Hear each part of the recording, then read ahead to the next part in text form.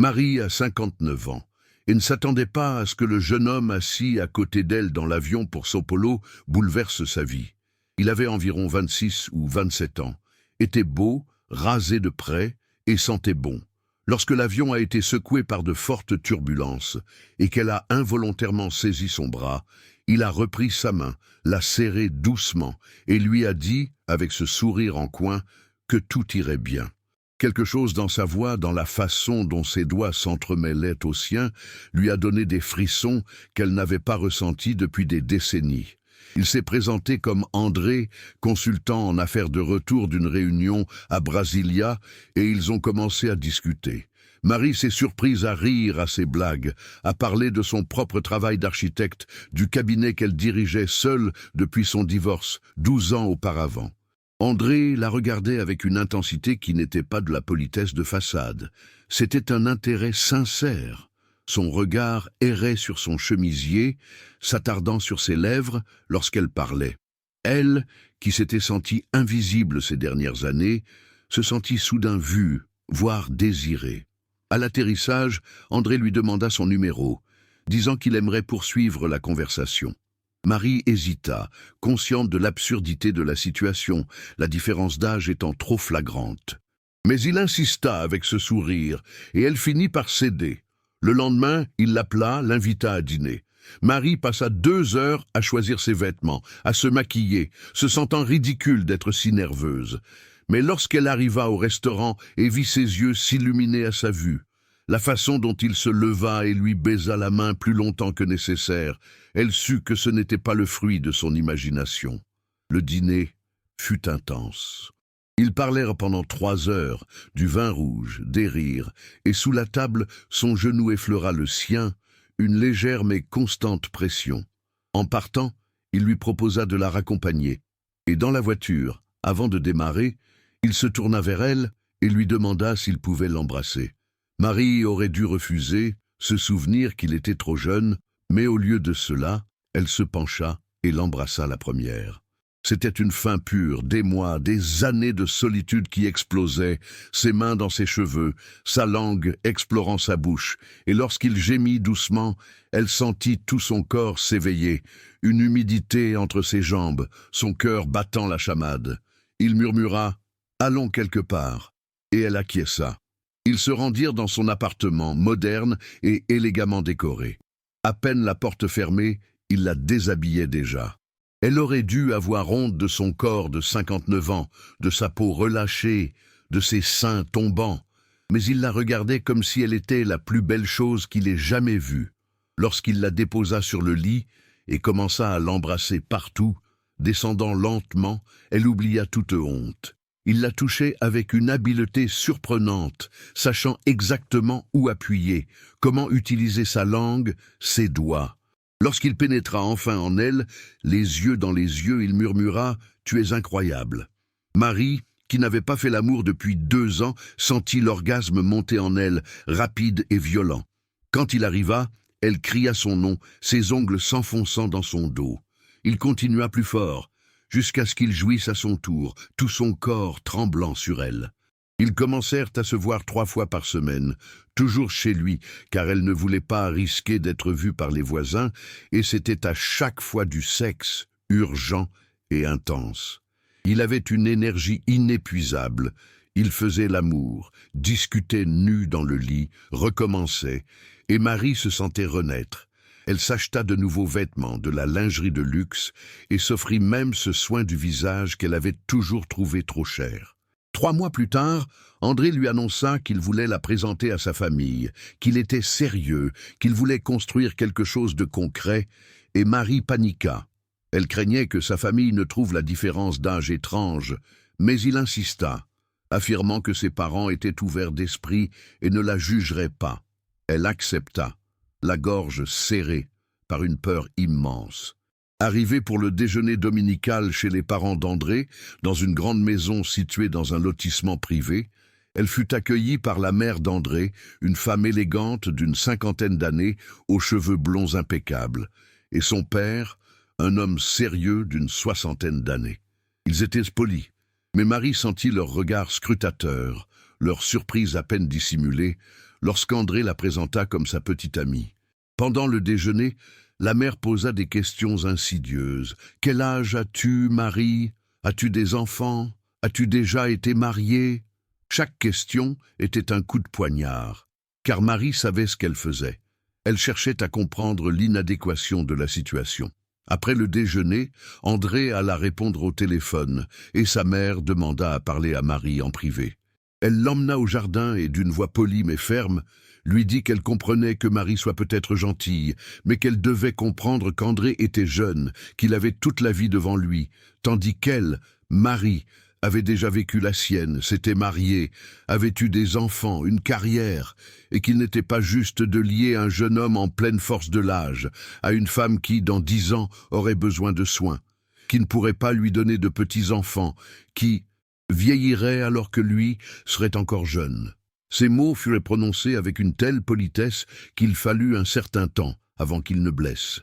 Mais quand ce fut le cas, ce fut dévastateur, car tout ce que la femme avait dit était vrai. Marie avait 59 ans, dans 10 ans elle en aurait 69, et André aurait 37 ans, encore jeune, tandis qu'elle serait vraiment vieille, peut-être dépendante. Marie murmura des excuses, dit qu'elle réfléchirait à ses paroles, et quand André revint, elle inventa une histoire. Elle se sentait mal, elle devait partir.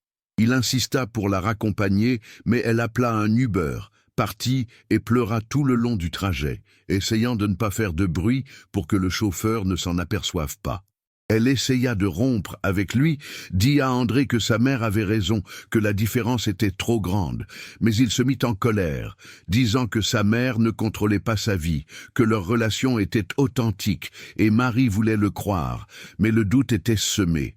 Une semaine plus tard, il se présenta à son bureau avec des fleurs, s'excusa pour sa mère, dit qu'ils avaient eu une violente dispute, qu'il avait clairement fait comprendre qu'il choisissait Marie, et Marie, attendrie, céda, et ils se remirent ensemble.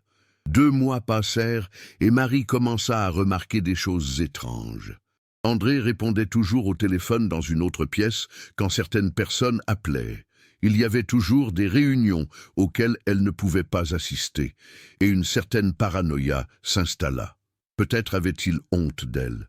Peut-être la présentait-il seulement à ses parents, mais la cachait à ses amis.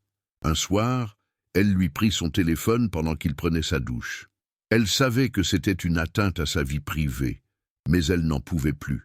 Elle découvrit des messages, une conversation de groupe WhatsApp avec des amis et des photos d'elle, des photos qu'il avait prises d'elle endormie. Les commentaires étaient cruels. Ses amis se moquaient de lui. L'un d'eux écrivit « Eh bien, André, tu dors avec ta mère maintenant ». Un autre envoya un emoji vomi et André répondit « C'est juste pour rire, les gars. Le pari dure jusqu'à la fin de l'année. » Marie sentit son monde s'écrouler. Elle laissa tomber le téléphone, et quand André sortit de la douche, elle tremblait. Elle lui montra les messages et lui demanda de quoi il s'agissait. André pâlit, tenta de lui arracher le téléphone, mais elle s'écarta, exigeant des explications. Il finit par avouer. Tout avait commencé par un pari stupide avec ses amis. Ils avaient parié qu'il ne pourrait pas rester 6 mois avec une femme plus âgée. Il y avait 2000 réaux à la clé, et il avait accepté, pensant que ce serait facile, faire semblant pendant quelques mois. Mais il l'avait rencontrée pour de vrai, et était tombé amoureux pour de vrai, et maintenant, il ne savait plus comment se sortir de cette situation. Il était pris au piège, entre le pari et ses véritables sentiments. Marie écouta tout, la nausée la prenant de plus en plus, réalisant que les 5 derniers mois n'avaient été qu'un mensonge, qu'elle avait été un projet, un pari, la risée des garçons. Et l'humiliation était si grande qu'elle ne pouvait même pas crier. Elle lui ordonna simplement de partir immédiatement. André essaya de s'expliquer davantage, lui disant qu'il l'aimait vraiment maintenant, que le pari n'avait plus d'importance, mais Marie ne voulait rien entendre. Elle le repoussa, ferma la porte à clé et s'effondra. Elle passa une semaine cloîtrée chez elle, appelant son bureau en prétextant être malade, et resta alitée à revivre chaque instant, chaque fois qu'elle avait couché avec lui, croyant à un véritable désir alors qu'il ne faisait que tenir un pari, chaque fois qu'elle s'était sentie belle et désirée alors qu'en réalité, elle était la risée de tous. André lui envoya des messages désespérés, des fleurs, des lettres, se présenta à sa porte, mais elle n'ouvrit pas. Elle le bloqua partout, et finalement il abandonna. 2 mois plus tard, elle le croisa par hasard dans un centre commercial. Il était avec une jeune femme blonde, d'à peine 25 ans, et il riait de quelque chose. La jeune femme tenait son bras, et Marie sentit sa poitrine se serrer, mais elle eut aussi la confirmation de tout ce qu'elle avait toujours su, qu'elle avait été une expérience, qu'il retournerait toujours vers une femme de son âge. Mais le pire arriva une semaine plus tard, lorsqu'elle reçut un message d'un numéro inconnu.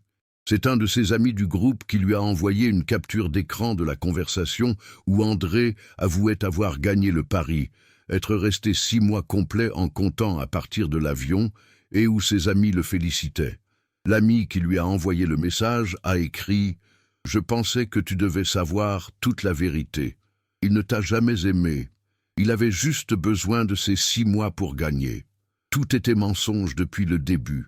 Même notre rencontre dans l'avion était planifiée. Il savait que tu serais sur ce vol. Une connaissance commune l'a mentionné, et il a choisi le siège à côté de toi exprès. La révélation était pire que tout, car Marie avait cru qu'au moins le début était dû au hasard, qu'au moins l'attirance initiale était réelle, mais même cela, tout avait été calculé, planifié. Elle était devenue une cible, une proie facile, et l'humiliation était si profonde qu'elle a sérieusement envisagé de déménager dans une autre ville, de recommencer sa vie à zéro, loin de tout le monde. Elle ne bougea pas, mais quelque chose en elle s'éteignit, la part qui croyait encore pouvoir être désirée, que l'âge importait peu si le lien était authentique. Et quand ses amis lui demandaient pourquoi elle ne cherchait pas à rencontrer quelqu'un, elle se contentait de sourire et de changer de sujet. Comment expliquer sa naïveté, sa solitude désespérée, d'avoir cédé à un pari cruel avec des garçons blasés? 6 mois plus tard, elle vit sur son Instagram qu'il était fiancé, la blonde du centre commercial, arborant une bague imposante, et André avait écrit « J'ai enfin trouvé mon âme sœur ». Marie le bloqua, effaçant tout ce qui pouvait lui rappeler son existence. Mais la nuit, seule dans son lit, elle sentait encore le fantôme de ses mains sur elle, entendait encore les murmures « Tu es incroyable » et savait que tout cela n'était que mensonge, des paroles vides prononcées pour gagner un pari. Pourtant, une part d'elle, la plus pathétique et désespérée, espérait encore, ne serait-ce qu'un instant, que ces mots aient été vrais.